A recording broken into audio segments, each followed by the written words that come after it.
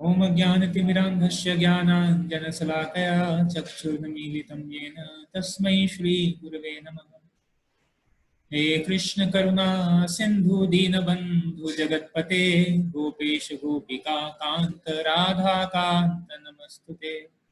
तप्त कांचन गौरांगी राधे वृंदावनेश्वरी वृषभानुसुते देवी प्रणमामि हरिप्रिये। वाञ्छाकल्पतरुर्यक्ष कृपा सिन्धुभ्य एव च पतितानां पावनेभ्यो वैष्णवेभ्यो नमो नमः। जय श्री कृष्ण चैतन्य प्रभु नित्यानंद श्री अद्वैत गदाधर श्रीवासादि गौर भक्तवृंद। हरे कृष्णा कृष्णा कृष्णा हरे हरे, हरे राम राम राम हरे हरे। हरे कृष्ण। तो आप सभी का स्वागत है वैष्णव सदाचार के तीसरे सत्र में। तो कल हम चर्चा कर रहे थे कि किस प्रकार तिलक लगाने की विधि, या मेन चर्चा कर रहे थे कि मंदिर के अंदर किस प्रकार के नीति नियम पालन करने होते हैं।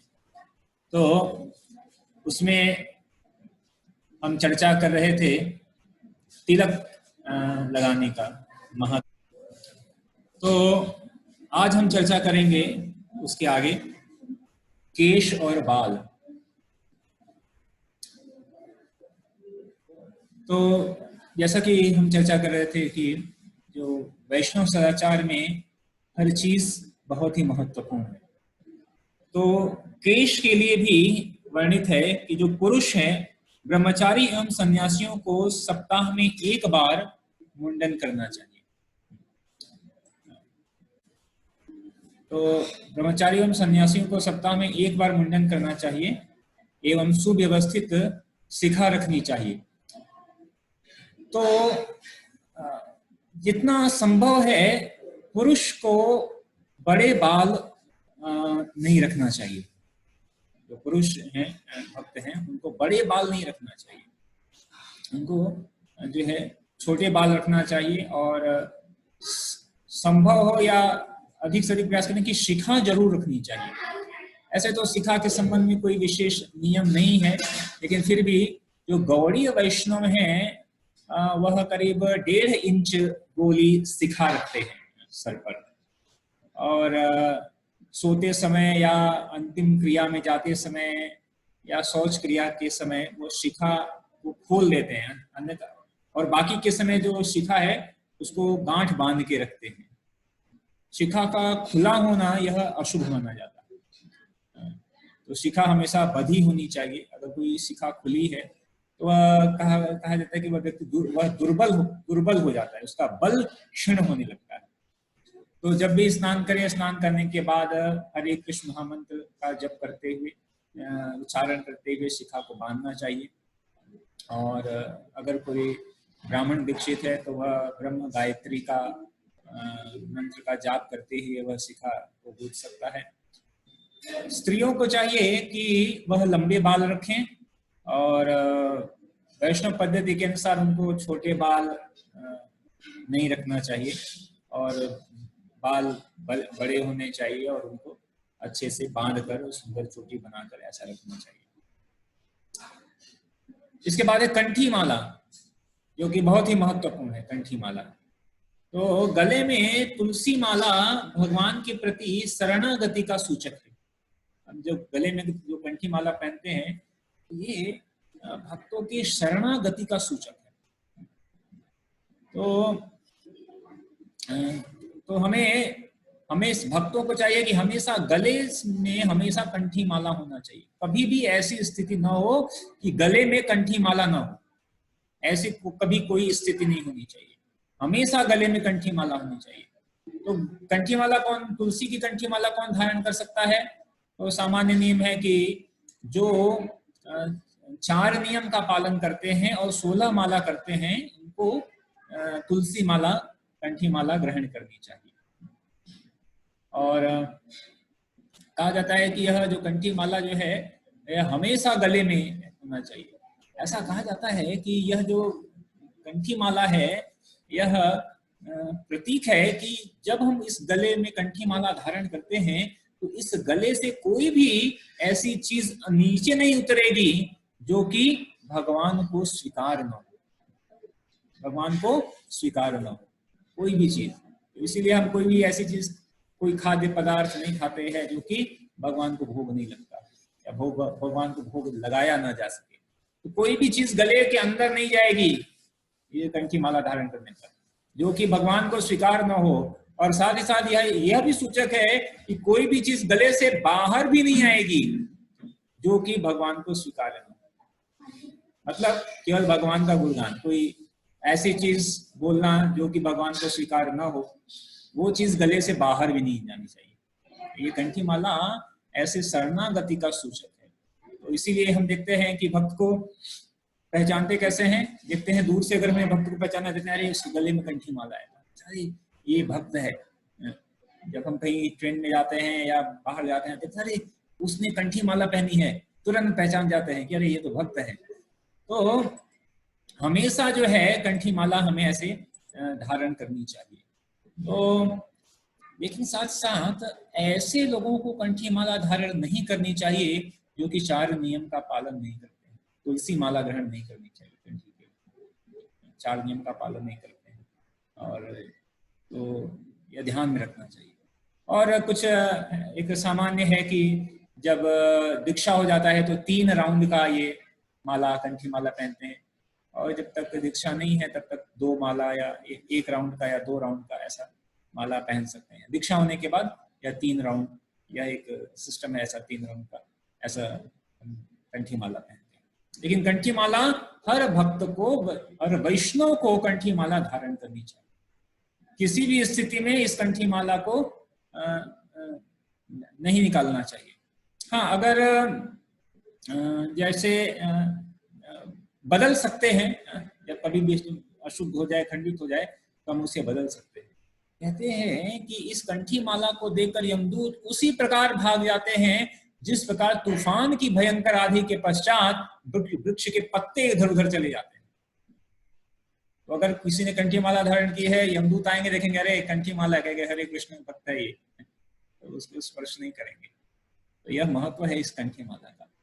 तो इसलिए सारे भक्तों को चाहिए कि कंठी माला जरूर ही धारण करें। अगर धारण नहीं किया है तो आज से, अभी से या कल से जितनी जल्दी संभव है कंठी माला लें और उसको धारण करें। इसके अलावा बाह्य अपीयरेंस का भी है। जैसे पुरुष भक्तों को चाहिए कि जो दीक्षा लिए हैं, जो दीक्षित हैं या दीक्षा लेने की तैयारी में है, तो उनको ऐसे दाढ़ी मूंछ और बहुत ऐसा नहीं रखना चाहिए। तो दाढ़ी मूंछ क्यों ऐसा क्यों रखते हैं? तो वो कुछ लोग मूंछ कहते हैं कि ये देखो ये एकदम ताव देते हैं, कहते हैं, या मतलब गर्व करते हैं और कुछ ऐसा। तो बहुत ही सम्मान, वो बहुत ही गर्व का और ये घमंड भी करते हैं इस तरह की चीजों पे। तो वैष्णव भक्त इन सारी चीजों में नहीं रह होता है। तो वैष्णव भक्त को चाहिए, या जो दीक्षा ले लिए होते हैं उनको चाहिए कि वह जो है साफ सुथरा रखते हैं, दाढ़ी मूंछ नहीं रखते हैं। हालांकि ये ट्रेडिशनल स्टाइल इतनी अलग है, सामान्यतः कई जगहों पर क्या है कि मूंछ रखना ही ऐसा सामान्य नियम है कि मूंछ रखना ही चाहिए, रखना ही चाहिए। मूंछ का मुंडन नहीं करते हैं। लेकिन वैष्णव भक्त किसी सामान्य नियम, रीति नियम के अंडर में नहीं होता है। वह केवल भगवान की प्रसन्नता, वह सारे जो नियम हैं और केवल भगवान की प्रसन्नता के लिए, भगवान के लिए वह पालन करता है। तो और विशेष समय में जैसे कुछ विशेष, जैसे 15 दिन में या पूर्णिमा को मुंडन करते हैं लोग। चतुर्मास में लोग भक्त जो है किसी भी प्रकार का मुंडन नहीं करते हैं, किसी भी प्रकार का मुंडन नहीं करते हैं। तो इसके अलावा ये हम चर्चा कर चुके हैं कि भक्तों को अधिक कीमती चमकीले वस्त्र, आभूषण, महंगे, मनोहर, यहाँ तक कि बहुत फैशनेबल घड़ी ऐसा नहीं पहनना चाहिए। बहुत फैशनेबल है, सिंपल पहन सकते हैं समय के लिए ऐसा, या बहुत हाथों में बहुत पूरे 5 या 10 हाथों में पूरे, हर हाथ में एक उंगलियों में एक एक अंगूठी ऐसा, या सोने की जंजीर पहन लिया इतना यहाँ से यहाँ तक ऐसा कर लिया, या हाथों में जंजीर बांध लिया लटक रहा है, ऐसा कुछ आभूषण या जो है वह भक्त इनको अवॉइड करते हैं, वो नहीं पहनते हैं। हाँ, चमड़े की वस्तुओं का निर्माण से निर्मित कोई भी वस्तु भक्त जो है धारण नहीं करता है, क्योंकि चमड़े जो है वह प्राणियों की हत्या और हिंसा के फलस्वरूप प्राप्त होता है। तो किसी भी तरह के चमड़े की वस्तुओं का उपयोग नहीं करता है। और जैसे उसमें क्या कहता है, जैसे बेल्ट हो गया, थैला हो गया, पर्स हो गया, या घड़ी में भी कई बार पट्टे आते हैं चमड़े के। तो ये सब भक्तों को ध्यान में रखना चाहिए कि अगर वो जा रहे हैं या कोई बैग खरीद रहे तो चमड़े का नहीं होना चाहिए, जूता चप्पल खरीद रहे तो चमड़े का नहीं होना चाहिए, बेल्ट खरीद रहे हैं तो चमड़े का नहीं होना चाहिए। तो सब ध्यान में रखना चाहिए कि चमड़े का उपयोग नहीं करना चाहिए भक्तों को, चमड़े का उपयोग। इसके जगह पे आजकल अनेक सिंथेटिक प्लास्टिक आ गए हैं, वो ठीक है, संभव उधर उसका उपयोग कर सकते हैं। तो यह सारी चीजें ध्यान में रखनी चाहिए भक्तों को, भक्त के सामान्य नियम में आता है। तो इसके अलावा जो है अनेक सामान्य व्यवहार भी हैं। भक्त को चाहिए कि हमेशा ऐसा व्यवहार करे कि वह सभी के लिए जो है आदरणीय हो। क्यों? क्योंकि जो भक्त है वह गुरु और श्री कृष्ण का क्या है, प्रतिनिधि है। गुरु और श्री कृष्ण का प्रतिनिधि है भक्त। हम जब कहीं जाते हैं तो हम लोग कहते हैं ये हरे कृष्ण वाले हैं। तो अगर हमसे कोई चीज गलत होगा तो लोग क्या कहेंगे, ये हरे कृष्ण वाले हैं, ये ऐसा कर रहे हैं। तो हम जो है, हम भगवान के दास हैं, हम भगवान का प्रतिनिधित्व कर रहे हैं, भगवान का और गुरु का प्रतिनिधित्व कर रहे हैं। तो हम चाहे जहां भी रहें, मंदिर में रहें, घर में रहें, बाहर रहें, बाजार में रहें, हर जगह हमें अपने सद्व्यवहार द्वारा भगवान और कृष्ण के प्रति जो है ऐसे उद्गार प्राप्त करना चाहिए कि लोग जो है उसकी प्रशंसा करें, कि देखो ये कृष्ण का भक्त है। ऐसा तो किसी का अनादर या अपमान हमें नहीं करना चाहिए। तो भक्त जो है बहुत ही सरल स्वभाव का होता है। तो कई बार ऐसा देखा जाता है कि भक्तों की सरल स्वभाव के कारण कई बार लोग जो है उनको लोग उनके साथ चीटिंग करते हैं, धोखेबाजी करते हैं। तो भक्त जो है वह स्वभाव से सरल होता है, लेकिन उसको सतर्क होना चाहिए, सावधान होना चाहिए कि किसी प्रकार के ठग में वह व्यक्ति न पड़े, व्यर्थ के वाद विवाद झगड़े में न पड़ना चाहिए। तो भक्त को कभी भी सामान्य व्यवहार के प्रति असावधानी नहीं बरतनी चाहिए। ठीक है। तो इस तरह प्रवचन के समय मंदिर में अगर मान लीजिए प्रवचन चल रहा है तो एकाग्रचित्त होकर शांत होकर सुनना चाहिए। अगर किसी प्रकार का आवाज नहीं करना चाहिए। और जैसे प्रवचन चल रहा है, इसमें जो है प्रवचन करने वाला प्रवचन करता बैठा है और सामने भक्त बने, तो उनके बीच में से जाकर दर्शन करना नहीं, वो सब नहीं करना चाहिए। दर्शन करना है किनारे से करिए। दोनों के बीच में से जाएंगे तो जो प्रवचन करता है और सुनने वाला है दोनों को डिस्टर्बेंस होगा। तो मंदिर का जो नियम है उसको अच्छी तरह से पालन करना चाहिए। बड़ों को चाहिए कि जो बच्चे हैं उनको ध्यान रखें। बच्चे शोर करते हैं तो उनको ध्यान में रखना चाहिए कि बच्चे शोर ना मचाएं। और प्रवचन के पश्चात हमारे यहाँ हर प्रवचन के पश्चात प्रश्न पूछने की प्रक्रिया है। तो जब भी प्रश्न पूछे तो बहुत ही विनम्रता पूर्वक प्रश्न करना चाहिए। कभी चैलेंजिंग वे में प्रश्न नहीं करना चाहिए, नहीं ऐसा होना चाहिए, क्या ऐसा क्या है, नहीं ऐसा नहीं। तो हमेशा प्रश्न जो है परिप्रश्नेन सेवया, तो विनम्रता पूर्वक प्रश्न पूछना चाहिए। और कई बार देखा जाता है कि जैसे प्रवचन से पहले कीर्तन होता है या आरती में कीर्तन होता है, या जब भी कभी कीर्तन होता है तो कीर्तन में जो कीर्तन को लीड कर रहा है वो जिस स्वर में कीर्तन गा रहा है या श्लोक गा रहा है उसी स्वर में श्लोक गाना चाहिए या कीर्तन गाना चाहिए। ठीक है। अगर वो मान लीजिए फास्ट गा रहा है या फास्ट श्लोक बोल रहा है तो हमें भी वैसा बोलना चाहिए कि वो कुछ और बोल रहा है हम कुछ और बोल रहे हैं, ऐसा नहीं होना चाहिए। हमें क्या करना चाहिए, जो जो कीर्तन करने वाला है या जो श्लोक बोलने वाला है या गाने वाला है, जो भी वो जिस प्रकार से गा रहा है बोल रहा है उसी प्रकार से हमें बोलना है, उसी बोल। तो जैसे कई बार श्लोक के बोलने के भी कई लय होते हैं, तो वो जिस लय में बोल रहा है उस लय में बोलिए, ठीक है। ऐसा नहीं है कि नहीं हमको बहुत अच्छे लय में आता है हम तो एकदम ऐसे गा गा कर बोलेंगे, नहीं। तो जो प्रवचन करता है वह जिस लय में श्लोक गा रहे हैं उसी लय का भी अनुसरण करना चाहिए। और भागवतम क्लास होता है तो कई बार जब श्लोक बोलते हैं, स्पीकर बोलते हैं और उसके बाद अन्य लोग भी श्लोक बोलते हैं, तो जो वरिष्ठ हैं उनको पहले मौका देना चाहिए उच्चारण करने का। और अगर कई बार वरिष्ठ भी प्रोत्साहन देने के लिए कहते हैं कि आप बोलो तो बोल सकते हैं। तो इस तरह प्रवचन होते समय कई बार अगर आप बहुत थके हैं मान लीजिए और आपको बहुत थके हैं, आलस आ रहा है या नींद आ रही है, तो उस समय खड़े हो जाना चाहिए। खड़े होकर कहीं जो है पीछे की तरफ खड़े हो जाइए अगर नींद आ रही है प्रवचन के समय। कई बार होता है कि बहुत लंबा चल रहा है और आपको थकावट आ रही है, तो फिर आप पीछे खड़े हो जाइए, पीछे जाकर खड़े हो जाइए। तो इस तरह प्रवचन में यह ध्यान रखना चाहिए। प्रवचन सुनते समय जप नहीं करना चाहिए। एक हाथ में जप भी कर रहे हैं और प्रवचन भी सुन रहे हैं, जप भी कर रहे हैं, हरे कृष्ण कृष्ण और सुन भी रहे हैं, नहीं। दोनों में से कोई एक कार्य अच्छे से कर सकते हैं दोनों। तो प्रवचन करते सुन रहे हैं तो उस समय हमें जप नहीं करना चाहिए, ध्यान रखना चाहिए। तो हमें प्रवचन ध्यान से सुनना चाहिए या जप ध्यान से करना चाहिए।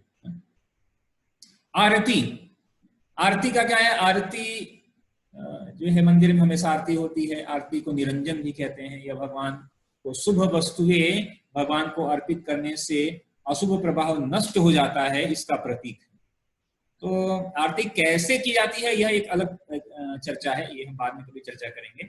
आज हम अभी चर्चा कर रहे हैं कि आरती का जो है क्या नियम पालन। तो आरती जो हो रही है, तो जब कोई जैसे पुजारी जो अल्टर में आरती कर रहा होता है तो वह वास्तविक में हम सबकी तरफ से कर रहा है।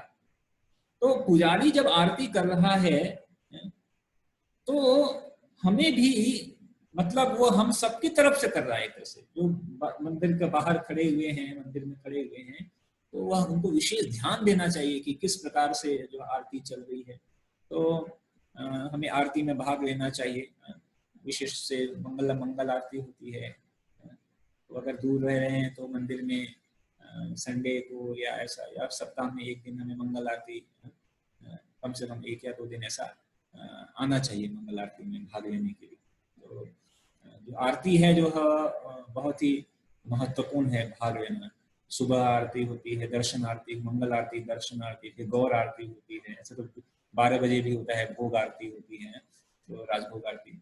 तो यह आरती बहुत ही महत्वपूर्ण है। तो आरती में भी हमें ध्यान देना चाहिए अच्छे से।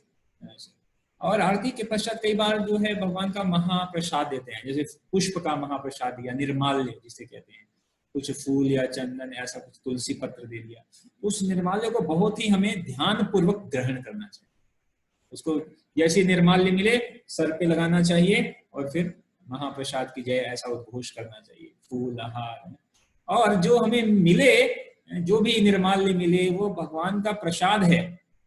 तो अगर खाने योग्य है तो उसे खा सकते हैं, और अगर कुछ चीजें हैं जो खाने योग्य नहीं है तो उसको ऐसे स्थान पे रखना चाहिए जहां पर, ऐसा नहीं कि जहां गंदगी हो। जैसे कई बार हमें फूल मिल गया, माला मिल गया, तो माला हमको पहना दिया पुजारी ने, और हम माला, फिर उस माला को अभी हम 24 घंटे तो पहन नहीं सकते, तो फिर उस माला को फिर निकाल कर ऐसे जगह रखना चाहिए जहां पर स्थान शुद्ध हो।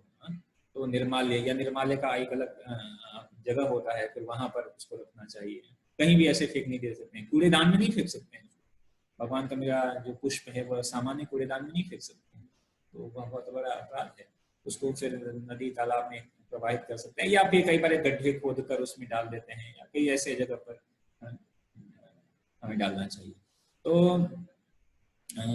यह निर्माल्य का आदर होना चाहिए। चरणामृत, भगवान का चरणामृत जो है उसको आदर पूर्वक हमें ग्रहण करना चाहिए। कहा जाता है कि चरणामृत का सेवन इतना प्रबल है कि जीव हत्या के समान लाखों पाप इससे नष्ट हो जाते हैं। मतलब मर्डर, अगर किसी ने हत्या किया है तो भी उसके पाप नष्ट हो जाते हैं अगर भगवान का चरणामृत ग्रहण करता है। और हरि भक्ति विलास में कहा गया कि अगर चरणामृत नीचे गिर जाए तो उसे 8 लाख अधिक बार पाप का परिणाम भोगना पड़ता है। कितना?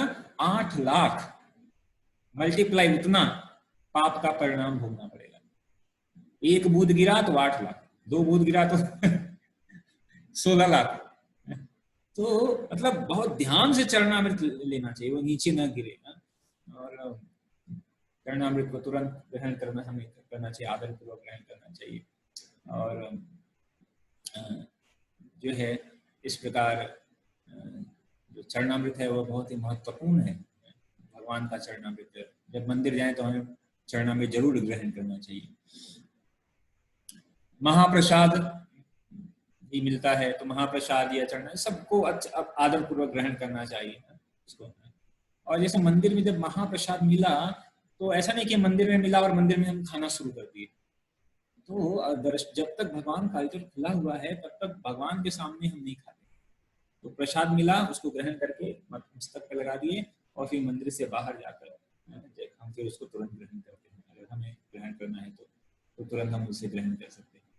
तो और ऐसे मंदिर में पुजारी को चाहिए, पुजारी के लिए भी है कि उसको वो सूखा प्रसाद देना चाहिए, मतलब गीला प्रसाद नहीं दे, रस से युक्त प्रसाद ना दे कि वो गिले। तो नॉर्मली वो सूखा प्रसाद ही डिस्ट्रीब्यूट करते हैं। तो ध्यान से महाप्रसाद को लेना चाहिए।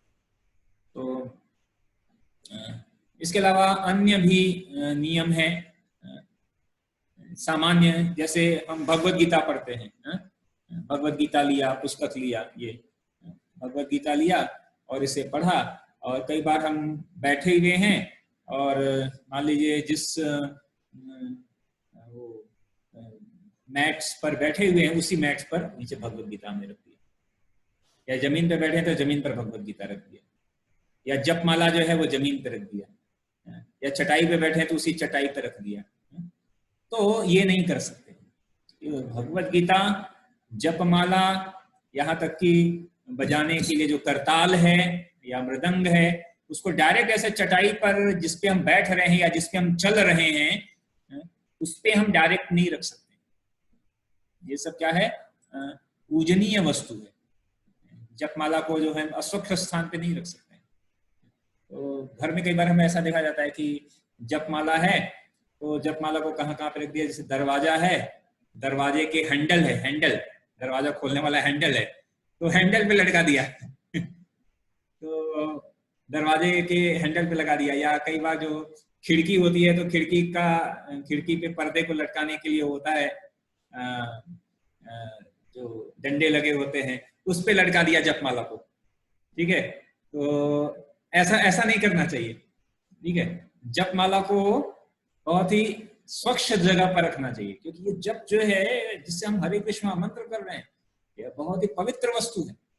तो इसको हम ऐसे जगह पर, खिड़की पे, दरवाजे पर, ऐसे जो हैंडल पर, ऐसे जगह पर नहीं रखना चाहिए। इन जगह पर इन सबसे बचना चाहिए। उसको अच्छी जगह पर स्वच्छ स्थान पर रखना चाहिए। या घर में हम बना सकते हैं कि एक अलग से हम वो बना लें, एक रैक बना लें, या एक अलग से एक खूटी बना लें जिस पर हम जपमाला रख सकते हैं। या ठीक है, या कहीं ऐसे जगह पर रखें जो स्वच्छ हो, जो स्वच्छ हो, ऐसा टेबल पर जो स्वच्छ हो, तो उसका हमें ध्यान रखना चाहिए। या पुस्तक को भी ऐसे रखना चाहिए। तो भगवत गीता या भागवतम तो ध्यान में रखना चाहिए कि ये सब ऐसे जगह पर हम रखें जहां पर मतलब ये आदर स्वरूप है। इसको जमीन पे नीचे ऐसे नहीं रख सकते। कई बार देखा जाता है जमीन तो जिसपे हम चल रहे हैं, जिस कालीन पर या मैट्स पर, वहां पर हम नहीं रख सकते। अगर कभी कोई वस्तु जो इस तरह की कोई वस्तु जो है पवित्र वस्तु जो भूमि पर गिर जाए या गिरी पड़ी हो, तुरंत उसे उठाकर मस्तक पर धारण करना, मस्तक पर स्पर्श करना चाहिए। या जैसे पुष्प है, भगवान का पुष्प गिरा हुआ है तो तुरंत उठाकर मस्तक पर धारण करिए और उस पुष्प को फिर निर्माल्य में रख दीजिए। या तुलसी गिरी हुई है तुरंत उठाइए, ऐसे करिए। तो वो कभी नीचे गिरी है तो ध्यान पूर्वक उसको उठाकर उचित स्थान पर उसको रख देना चाहिए। जपमाला को लेकर या ग्रंथ लेकर, भगवत गीता लेकर आप स्नान घर में नहीं जा सकते हैं। स्नान घर में या जो है लघु शंका के लिए भी नहीं जा सकते हैं। जपमाला गले में रखा है या पॉकेट में रखा है तो ऐसा नहीं जा सकते। तो जपमाला यह बहुत ही स्वच्छ है। यहाँ तक कि जो गोपी चंदन लगाते हैं तो कई बार क्या होता है कि बाथरूम में आईना होता है, दर्पण होता है, तो बाथरूम में लोग ऐसे गोपी चंदन लेकर बाथरूम में लगाते नहीं, बाथरूम में नहीं लगा सकते। तो गोपी जो चंदन जो लगाना है, हमें तिलक लगाना है, तो बाथरूम के बाहर अलग से आईना लेकर या दर्पण लेकर हमें अलग से लगाना। तो बाथरूम में हमें गोपी चंदन नहीं लगाना चाहिए। और कई बार हम हरिनाम चादर ओढ़ते हैं जिसपे हरे कृष्ण मंत्र लिखा होता है, हरिनाम चादर होता है। तो हरिनाम जो चादर है इस पे भगवान का नाम होता है, तो हरिनाम चादर को भूमि पर स्पर्श नहीं होना चाहिए। और कई बार हरिनाम चादर हम ओढ़ते हैं तो हरिनाम चादर भी देखना चाहिए, कई बार वो उल्टा सीधा भी होता है, तो उसको उल्टा नहीं पहनना चाहिए कि वो नीचे आ रहा है ऐसा। तो उस पर देखना चाहिए कि उसका कैसे लिखा हुआ है, उसके अनुसार हमें उसको धारण करना चाहिए। और हरिनाम चादर को कभी भी कमर के नीचे धारण नहीं करना चाहिए कि लुंगी जैसा पहन लिया या गमछे जैसा प्रयोग कर दिया हरिनाम चादर नहीं। हरिनाम चादर केवल ऊपरी वस्त्र के रूप में प्रयोग किया जा सकता है, या कोई भी ऐसी जिस पर भगवान का नाम या चित्र लगा हो वो केवल ऊपर ही, शरीर के ऊपर हिस्से पर ही हम धारण कर सकते हैं। कई बार होता है कि जपमाला हमारे गले में लटकी हुई है और आकर हम भगवान का दंडवत कर रहे हैं, तो जपमाला भी भूमि पे स्पर्श हो जाती है। तो बेस्ट ये है कि जपमाला को कहीं रख के फिर दंडवत करें, या जपमाला को फिर ऐसे हाथ में ऊपर ऐसे रख कर फिर दंडवत करें। ऐसे ऊपर ऊपर होनी चाहिए, भूमि को स्पर्श नहीं करनी चाहिए। कई बार होता है कि दंडवत करते समय या गले में लटकाए हैं, कई बार पीछे रखते हैं, दंडवत करते समय खिसक के नीचे आ गए। तो जपमाला को ऐसे दंडवत करते समय ध्यान रखना चाहिए।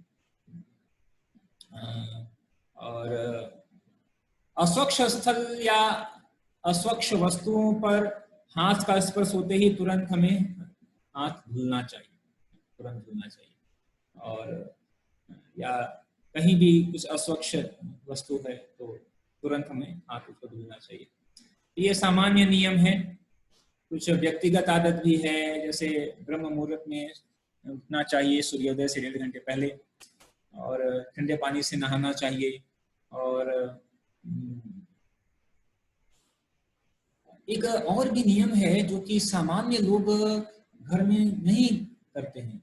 जब भी हम जैसे लघु शंका जाते हैं, तो जब लघु शंका जाते हैं तो लघु शंका जाते समय फिर हाथ और पैर को पानी से अच्छे से पूरी तरह धुलना चाहिए। और अगर हम जो है पेट साफ करने जा रहे हैं, तो पेट साफ करने के बाद हमें नहाना पड़ेगा। बिना नहाए हम बाहर नहीं आ सकते। तो जब भी पेट साफ कर रहे हैं तो हमें नहाना चाहिए। और कभी भी जिन वस्त्रों को पहनकर पेट साफ किया है उसको दोबारा ग्रहण नहीं कर सकते, उसको धुलना पड़ेगा। इसीलिए पेट साफ करने जा रहे हैं तो गमछा या ऐसा कुछ ऐसे पहन के फिर जाएं, और फिर नहाने के बाद फिर ऐसा, तो वो अपवित्र हो जाता है। तो जब भी हमें पेट साफ करना है तो पेट साफ करने के बाद नहाना ही चाहिए। ये वैदिक विधान है, सामान्य लोगों को नहीं पता है। लोग जाते हैं उसी को कपड़े को पहनकर उसी से पेट साफ कर लेंगे और फिर उसी से बाहर निकलेंगे, फिर घूमना शुरू कर देंगे। तो नहीं, ऐसा नहीं चलेगा। तो जब भी हमें जो है दीर्घ शंका के लिए जाना हो, पेट साफ करने के लिए जाना हो, तो हमें जो है नहाना पड़ेगा। यह बहुत ही महत्वपूर्ण है। और प्रसाद ग्रहण करने से पहले या जपमाला पे जप करने से पहले अच्छा है कि हम आचमन कर लें। आचमन करने के बाद इनका प्रसाद ग्रहण करें या जपमाला करें या हाथ अच्छी तरह से धुल लें। और तो यह सामान्य व्यक्तिगत नीति नियम है। और बाकी के सामान्य और नियम है, नदी या तालाब में नहाते समय उसमें थूकना नहीं चाहिए, या साबुन लगाकर नदी नाले में नहीं, नदी तालाब में नहीं नहाना चाहिए। और ये सब सामान्य नियम है और तो उसको ध्यान में रखना चाहिए। तो यह नैतिक नियम है, तो यह नैतिक नियम भी बहुत महत्वपूर्ण है सदाचार के रूप में।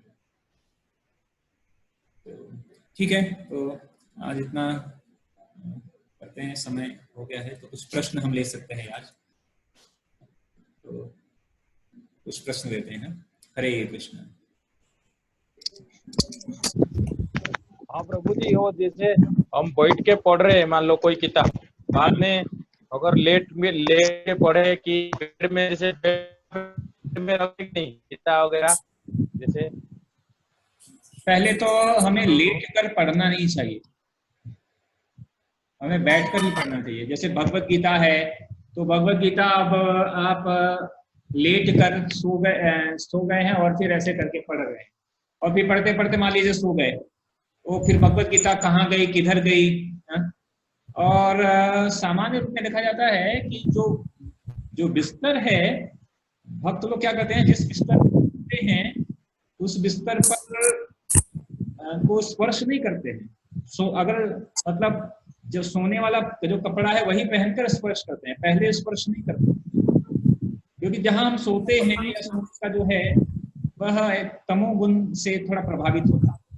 तो कई बार देखते हैं कि जो भक्तगण क्या करते हैं कि जैसे अगर कहीं पर सो रहे हैं, अभी बेड है तो वहां तो पॉसिबल नहीं है, लेकिन जो जैसे मैं आश्रम की बात बता रहा हूँ कि अगर जहाँ पे चटाई बिछाई है, वो सोने उठने के बाद वो चटाई को हटाकर फिर वहां पर पोछा भी लगाते हैं, वहां पे पोछा लगाते हैं, और फिर उस चटाई को केवल, सोने वाला जो चटाई है उसको केवल तभी स्पर्श करते हैं जब सोना हो, और उसको अगर स्पर्श कर लिया तो फिर वो जरूर नहाते हैं। तो ये पूरा एक पद्धति है ऐसा। तो ठीक है, घर में उतना संभव नहीं है, जहां पर बेड पर हम सो रहे हैं, डबल बेड है, सिंगल बेड है, तो अब उसको तो बेड के ऊपर तो पोछा नहीं लगा सकते। बट जहां तक संभव है तो उस बेड पर सोकर हमें भगवत गीता या जो ग्रंथ है उसको नहीं पढ़ना चाहिए। ठीक है, अगर बहुत संभव नहीं है तो एटलीस्ट बेड पर बैठ कर पढ़िए, और जब सोना हो तो फिर उसको सो गए और फिर वो कभी नीचे गिर गया, कभी उसके ऊपर आप चढ़ गए, उसके ऊपर सो रहे हैं, तो ध्यान में रखना चाहिए। मतलब जो अध्ययन करना यह बहुत महत्वपूर्ण है ना, तो अध्ययन तो मतलब इसलिए पहले पढ़ लीजिए, कर लीजिए, और फिर जब नींद आ रही है तो उसको बंद करके फिर सो जाइए, बिस्तर पर रखकर ऐसा नहीं सोना चाहिए। और